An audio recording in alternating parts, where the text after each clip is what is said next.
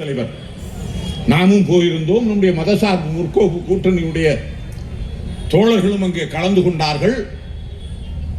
அதில் நம்முடைய மங்குடி பழனிசாமி கட்சியினுடைய இன்றைக்கு 400 ரவுடிதான் அந்த மங்குடி பழனிசாமியுடைய கைத்தடி ஒண்ணு வந்து உட்கார்ந்துக்கிட்டு ஆதாரம் ஏத்துக்கவே கூடாது. எந்த உலகத்துல இருக்கீங்க? இது தமிழ்நாடுடா. தலைவர் தளபதி ஆளுகிற மாநிலம்டா. நீ 15 நாள் மட்டுமே கொடுத்தா கூட நாங்க 1000 ஓட்டையும் பூத்துக்கு சேர்க்கிற வல்லமை விடத்தை அதனால்தான் 400 ரவுடின்னு போற பழனிசாமி சுப்ரீம் கோர்ட்டுக்கு போய் ஐயோ இது வேண்டாம். ஏன் வேண்டாம்டான்னா திமுகவில் இருக்கிற BLA 2க்களை எல்லாம் இதுல கலந்துக்க கூடாதுன்னா உனக்கு சட்டம் தெரியுமா? உனக்கு கம்பராமாயணத்தை எழுதினவன் சேக்கிலார்னு சொல்ல கம்பர்னே தெரியல உனக்கு. இது எப்படி தெரியும்? இந்த சட்டம் BLA 2. Who is BLA? Mr. Palanichami. He is an authorized agent sanctioned by the Election Commission of India. இந்திய தேர்தல் ஆணையம் அங்கீகரிக்கிற அந்த முகவர் தான் நான் மாவட்ட செயலாளர் BLA 1. நான் கையெழுத்து போட்டு என்னுடைய கட்சி எனக்கு உத்தரவாதம் கொடுத்து இங்க இருக்கிற ஒவ்வொரு கட்சிகளும் உத்தரவாதம் அவருடைய தலைவர்களால் வழங்கப்பட்டு நியமிக்கப்படுகிற ஏஜென்ட் இந்திய தேர்தல் ஆணையம் ஏற்றுக்கொண்டு கையெழுத்திட்டு இருக்கிறது.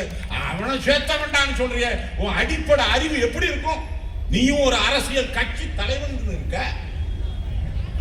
இதெல்லாம் இன்றைக்கு அஃபிடவிட்டா போட்டிருக்கார் ஐயா பழனிசாமி.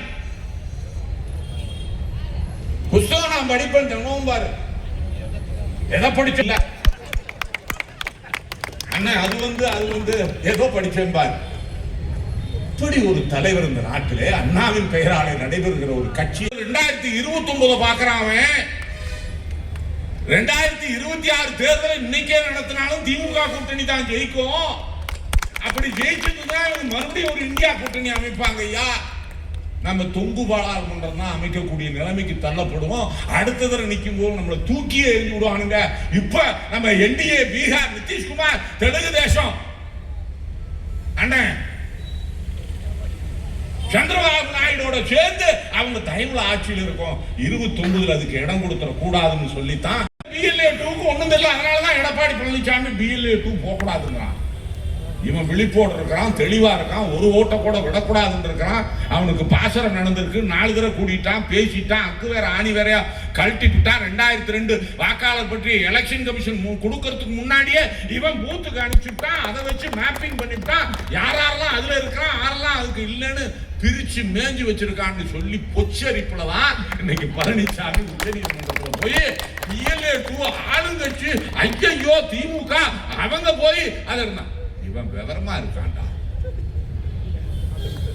உனக்கு அது பிடிக்கலன்னு சொன்னா உன் கட்சியை நல்லா நடத்து. நீ சுந்தரா டிராவல்ஸ்ல ஏறிக்கிட்டு நீதி கேட்கும் பயணம்னா யாருக்கு நீதி கேட்கிற? தமிழகத்தை மீட்போமா? அதான் சொன்னேன். சம்பந்தியை மீட்கிறதுக்கு 12% கீழே அவங்க ஓட்டு போயிடுச்சு. இப்போ நாளைக்கு தேர்தல் நடந்தாலும் அதுதான் உண்மை. 7 மாவட்டம்